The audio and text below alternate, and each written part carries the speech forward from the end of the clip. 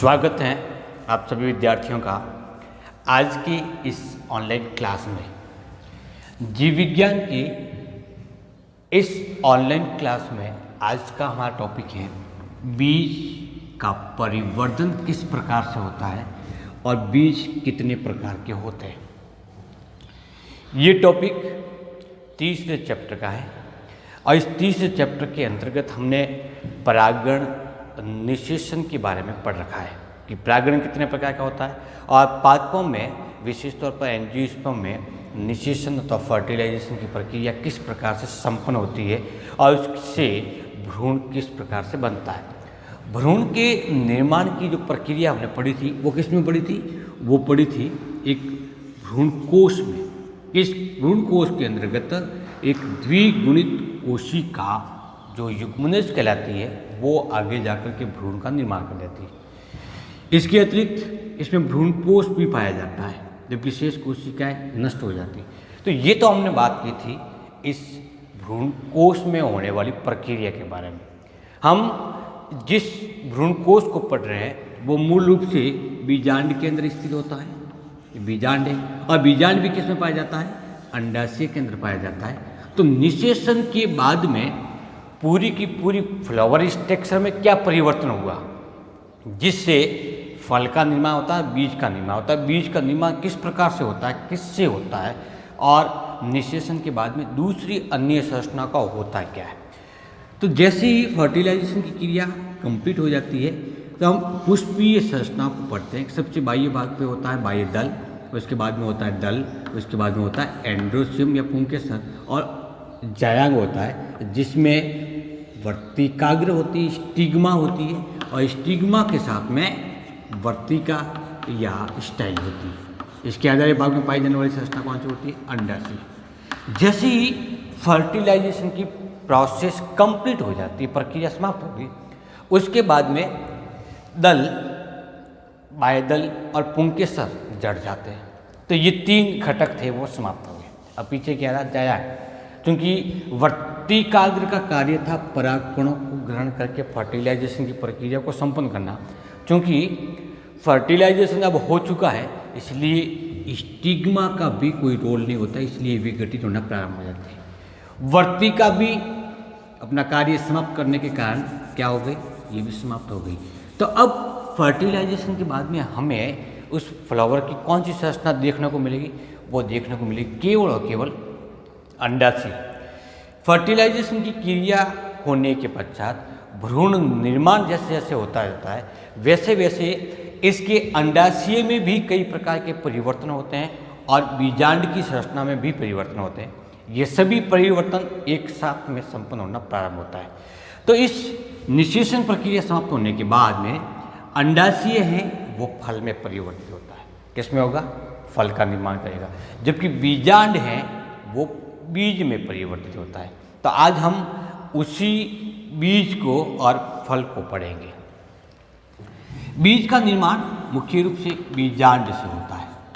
इस बीज में क्या पाया जाएगा, बीज में पाया जाएगा भ्रूण, जो कि पहले से ही हम उसको पढ़ चुके हैं कि यहाँ पर एक वाय आकार की संरचना बनती है, उसको भ्रूण कहते हैं। किसमें विद्यमान होगी, भ्रूण में विद्यमान, भ्रूणकोश में विद्यमान होगी। और भ्रूणकोश किस में पाया जाता है, बीजांड में पाया जाता है। तो भ्रूण निर्माण के पश्चात बीजांड में क्या परिवर्तन हुआ कि वो बीज का निर्माण करना प्रारंभ करता था, बीज के रूप में परिवर्तित हो जाता है। उसी बीज में स्थित भ्रूण फिर अंकुरण क्रिया के द्वारा नए पादप को निर्मित करता है। तो सबसे पहले देखते हैं कि बीजांड की संरचना के अंतर्गत क्या क्या पाया जाता है। बीजांड ग्रंथ होता है, अध्यावरण होता है, बाह्य अध्यावरण होता है, आंतरिक अध्यावरण होता है। भ्रूणकोश के अंतर्गत प्रतिमुखी कोशिकाएं पाई जाती है, सहायक कोशिका पाई जाती है, द्वितीयक केंद्र कोशिकाएं पाई जाती है, इसके चारों तरफ बीजांड पाए जाते हैं।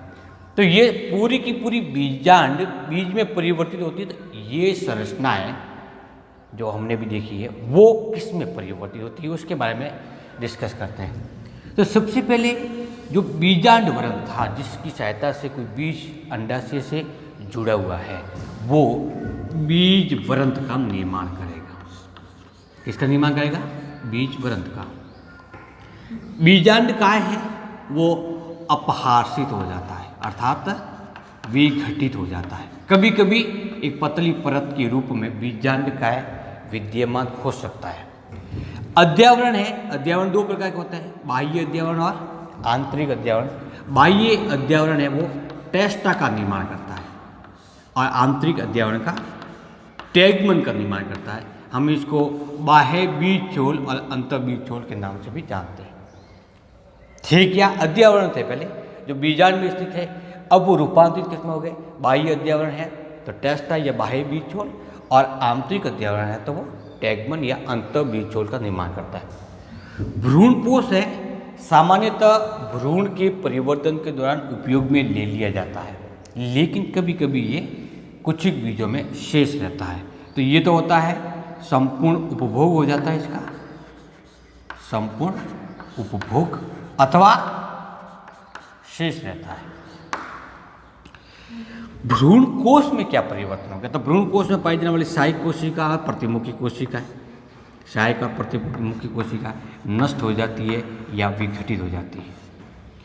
अंड कोशिका निषेचन के बाद में किसका निर्माण करती है, भ्रूण का निर्माण करती है, और द्वितीय केंद्र किसका निर्माण करता है, भ्रूण कोश का निर्माण करता है। इसके अलावा जो नाभिका होती है वो नाभिका के रूप में ही पाई जाती है।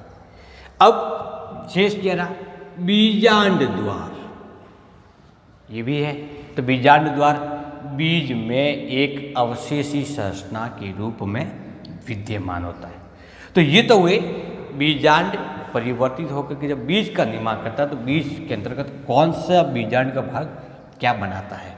इस प्रकार से एक निश्चित प्रक्रिया के द्वारा बीजांड संपूर्ण बीज में परिवर्तित हो जाता है। बीजांड अंडाशय भित्ति से जिस स्थान पर लगे होते थे बीज भी उसी स्थान पे लगे हुए दिखाई देते हैं। जैसे मूंग की फली को हम एक सिरे से तोड़ते हैं तो इस पर एक लंबे पतले तंतु की सहायता से बीज उस फली से जुड़ा होता है। जो तंतुबद्ध संरचना है वो इसका बीजांड व्रंथ था, जो बीज व्रंथ के रूप में प्रयुक्त हो जाता है। कुछ बीज ऐसे भी होते हैं जिसमें कुछ विशेष प्रकार की संरचनाएं पाई जाती है। सामान्य तौर पर इस प्रकार की गोलाकार बीज के बाह्य भाग को बाह्य आवरण पाया जाता है, उसको नाम देते हैं बाह्य बीज छोल, आंतरिक भाग को अंतर बीज छोल, और इसके अग्र भाग पर एक वायाकार की संरचना पाई जाती है जो भ्रूण कहलाती है। बाकी बीज पत्र होगा और यहाँ पर बीजांड द्वार जैसी एक अवशेषी संरचना पाई जाती है। विशेष प्रकार में जैसे काली मिर्च, पाइपर नाइग्रम में होता क्या है, बीजांड काय है वो अपहार्षित हो जाता है, लेकिन काली मिर्च के बीजांड काय विघटित होने के साथ साथ एक पतली परत के रूप में इस बीज के अंतर्गत पाया जाता है। किस परत के रूप में, पतली परत रूप में है क्या, बीजांड काय। इस पतली परत रूप में उपस्थित इस बीजांड काय या अवशेषी बीजांड काय को परिभ्रूणपोष कहते हैं। क्या नाम देंगे, परिभ्रूणपोष। किस में पाया जाता है, काली मिर्च में। लीची में जिस भाग को हम खाते हैं वो एरिल कहलाता है। एरिल क्या हुआ, इस बीजांड के चारों ओर मासल आवरण बनता है, जो सामान्य तौर पर बीज चोल का ही होता है। उस मासल आवरण को क्या नाम देते हैं, एरिल। और ये भाग कैसा होता है, खाने योग्य। कई बार प्रश्न पूछा जाता है कि लीची में खाने योग्य भाग कौन सा है, एरिल। अरंडी में पाई जाने वाली इस संरचना को नाम देता है करेंकल। अरंडी का बीज, इस अरंडी के बीज की बीजांड द्वार सिरे पर एक श्वेत रंग की संरचना पाई जाती है। अरंडी के बीज को आप देख सकते हो, उसके ऊपरी भाग पर एक श्वेत रंग की संरचना पाई जाएगी। उस संरचना को नाम देते हैं अपर कैरेंकल। एक बीज पत्री जैसे गेहूं है, बाजरा है, इसमें इस बीजांड द्वारा सिरे पर एक ढक्कन नुमा संरचना पाई जाती है। इस संरचना को नाम देते हैं अपर कुलम। क्या कहेंगे, अपर कुलम कहते हैं। और पहले वाले को क्या नाम देते हैं, करेंकल। करेंकल एक अवशेषी सफेद पलकनुमा संरचना है और अपर कुलम एक ढक्कन नुमा संरचना है। तो जब बीजांड बीज में परिवर्तित हो जाता है तो इन चार पादपों में ये विशेष प्रकार की संरचना हमें देखने को मिलती है। एक नंबर के क्वेश्चन में ये पूछी जाती है कि कैरेंकल क्या होता है अथवा अपर कुलम क्या होता है। प्रीण भ्रूणपूष बीज किसको कहते हैं। इस प्रकार से निषेचन के बाद बीजांड भ्रूण परिवर्तन के साथ साथ में बीज में परिवर्तित हो जाता है, क्योंकि इस बीज में भ्रूणपोष का निर्माण होता है और भ्रूणपोष भ्रूण के द्वारा उपयोग में ले लिया जाता है। उसी पोषण के आधार पर भ्रूण का विकास होता है। कभी कभी ये भ्रूणपोष भ्रूण परिवर्तन के पश्चात भी इस बीज में विद्यमान होता है। तो भ्रूणपोष के आधार पर बीजों को हम दो भागों में विभक्त करते हैं। इसके आधार पर भ्रूणपोष की उपस्थिति के आधार पर हमारे पास में आधार हो गया। बीजपत्र के आधार पर एक बीजपत्री द्विबीजपत्री कह सकते हैं, लेकिन भ्रूणपोष के आधार पर क्या नाम देंगे? एक को नाम देते गैर एल्बुमिनस अथवा अभ्रूणपोषी। ऐसे बीज जिसमें भ्रूण परिवर्तन के पश्चात बीज में भ्रूणपोष नहीं पाया जाता है, ऐसे बीजों को हम गैर एल्बुमिनस या अभ्रूणपोषी बीज कहते हैं। जैसे मटर, मूंगफली, चना इत्यादि के बीज किस प्रकार कहलाएंगे? अभ्रूणपोषी अथवा गैर एल्बुमिनस। और ऐसे बीज जिसमें भ्रूण परिवर्तन के पश्चात भी भ्रूणपोष शेष रहता है उसको नाम देते हैं एल्बुमिनस बीज अथवा भ्रूणपोषी बीज। इसका मतलब भ्रूणपोष इसमें उपस्थित है। ऐसे बीज किसके हैं? मक्का के हैं अथवा बाजरा।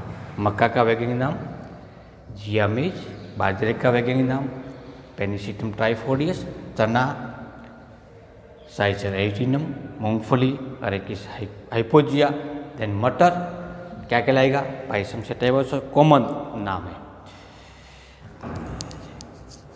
इसके बाद जैसे जैसे बीज का निर्माण होता रहता है वैसे वैसे अंडाशय में भी परिवर्तन होगा और अंडाशय परिवर्तित होकर किसका निर्माण करेगा? फल का निर्माण करेगा। फल का निर्माण किस प्रकार से होता है?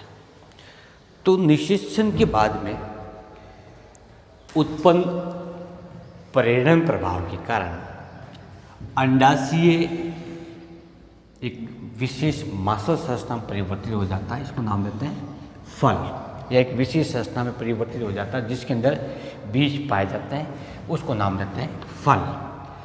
आर्थिक वनस्पति विज्ञान के अनुसार यदि हम फल की परिभाषा देखें तो पादप का वो भाग जो सरस और मीठा हो, जिसको बिना पकाए हुए खाया जा सके, उसको हम फल कहते हैं। फल का नाम सुनते ही हमारे दिमाग में कौन कौन से उदाहरण आते हैं? जैसे सेब का आता है, अंगूर का आता है, आम का आता है।